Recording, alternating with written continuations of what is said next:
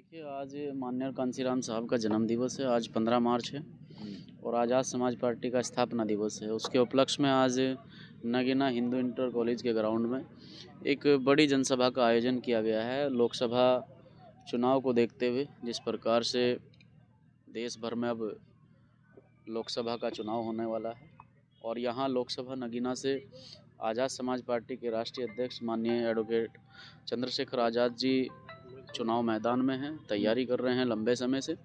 और आज इस रैली के माध्यम से वो यहाँ माननीय कांसीराम साहब के जन्म दिवस पर और पार्टी के स्थापना दिवस पर लोगों को संबोधित करने के लिए आ रहे हैं। क्या लगता है सर, नगीना की सीट निकाल पाएंगे चंद्रशेखर आजाद? नगीना में कोई टक्कर में है ही नहीं और मैं ये कहूँगा कि देश भर से जो हमारे सक्रिय कार्यकर्ता हैं वो नगीना में आकर डेरा डाले हुए हैं और लगातार जो है प्रचार प्रसार में लगे हैं। और पूरी नगीना लोकसभा क्षेत्र में हमारे कार्यकर्ता बड़ी ही लगन और मेहनत से कार्य कर रहे हैं और उनकी लगन मेहनत से ही हम लोग कहीं ना कहीं यहाँ अपने चुनाव मैदान में हैं और चुनाव में हम प्रचंड जीत नगीना की जनता आखिर चंद्रशेखर को क्यों वोट देंगे सर?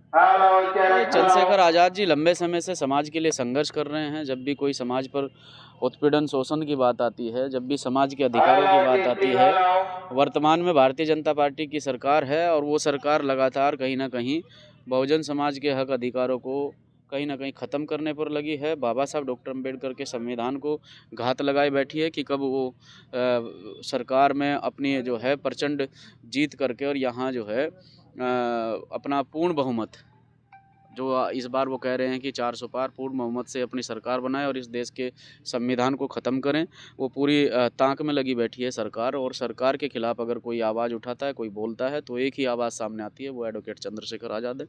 विपक्ष की भूमिका पूरे देश के अंदर भीम आर्मी आज़ाद समाज पार्टी के कार्यकर्ता भाई चंद्रशेखर आज़ाद निभा रहे हैं। इसलिए भाई चंद्रशेखर आज़ाद के संघर्ष को लोग समझेंगे और उन्हें वोट करेंगे। पूरे देश भर में एनडीए और इंडिया का माहौल है, ऐसे में चंद्रशेखर आजाद के लिए बिना अलायंस का लड़ना कितना चुनौतीपूर्ण? देखिए, ये यहाँ पर जो गठबंधन है वो सामाजिक गठबंधन है और हमारी मेहनत का गठबंधन है, लोगों से हमारा जुड़ाव है। और यहाँ पर जहाँ तक मैं बात करूँ, मुस्लिम समाज की आबादी लगभग 50 से 52% है और यहाँ दलित समुदाय के लोग भी बड़ी भारी संख्या में रहते हैं जिनका आपस में बहुत अच्छा प्रेम है और वो भाई एडवोकेट चंद्रशेखर आज़ाद के संघर्ष को जानते हैं, पहचानते हैं और वो उनके संघर्ष के आधार पर वोट कर रहे हैं। क्या बीएसपी सर चुनौती है यहाँ पर चंद्रशेखर आजाद के नहीं, लिए? बीएसपी फाइट में नहीं है। ऐसा कैसे कर सकते हैं? यहाँ पर मैं कह सकता हूँ, सर पहले गिरीशचंद जी सांसद रहे हैं और क्षेत्र में जाकर आप देख सकते हैं किस प्रकार का माहौल है। 5 साल में एक बार भी वो क्षेत्र में जो है किसी के मरने में, जीने में, सुख में, दुख में कहीं भी शरीक नहीं हुए। सर, चंद्रशेखर आजाद के देखा जाता है रैलियों में कहीं जनसभा होती है, भीड़ बहुत अच्छी खासी आती है, लेकिन वोट में क्यों नहीं तब्दील? देखिए, धीरे धीरे वोट में तब्दील हो रहा है। आप राजस्थान का रिजल्ट उठाकर देख लीजिए, वो हमारे ही प्रत्याशी हैं जिन्होंने केतली के सिंबल पर 76,000 वोट हासिल किए हैं और वहाँ बसपा के प्रत्याशी को कुल मात्र 2800 वोट मिले हैं। तो कहाँ फाइट में है?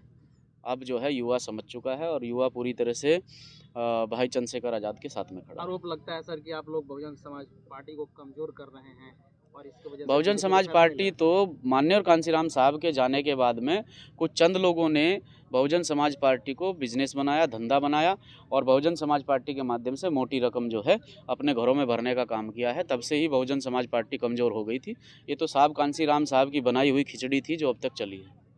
मायावती का स्टैंड हमेशा क्लियर रहता है आपकी पार्टी और चंद्रशेखर आज़ाद को लेकर, लेकिन आपकी पार्टी का स्टैंड और चंद्रशेखर आज़ाद का स्टैंड मायावती को लेकर क्लियर नहीं होता है।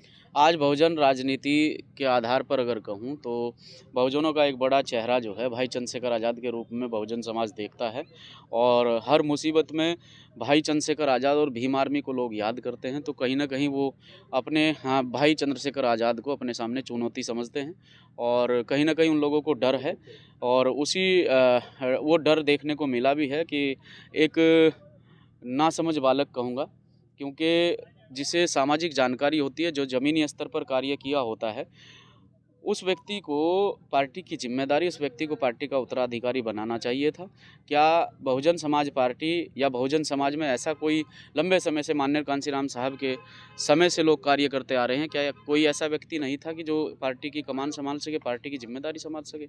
ये पार्टी का पूरी तरह से सौदा किया गया है। साहब कांसीराम साहब की विचारधारा का, उनके आंदोलन का सौदा किया गया है, तब जाकर भाई एडवोकेट चंद्रशेखर आज़ाद ने पार्टी का निर्माण किया। सर, किससे लड़ाई रहेगी चंद्रशेखर आजाद को नगीना में? मुझे तो लगता नहीं कोई फाइट में है। सर सपा भी यहाँ पर कैंडिडेट उतार रही है, हम भाजपा पहले भी नंबर उतार पे रही हैं। है। पहले नंबर हमें अपनी जानकारी है और हम अपने बारे में बात करने के लिए आए हैं। तो हमें अपनी जानकारी है और हम पहले नंबर पर हैं।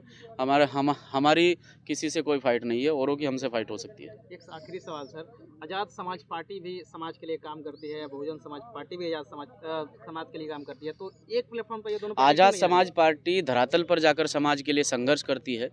हमारे कार्यकर्ताओं पर मुकदमे लगते हैं, लाठियाँ बरसाई जाती हैं, जेल जाते हैं कार्यकर्ता। और बहुजन समाज पार्टी मात्र सोशल मीडिया ट्विटर की लड़ाई लड़ती है। तो ट्विटर की लड़ाई में और ज़मीन की लड़ाई में बहुत अंतर है। रही? ठीक है।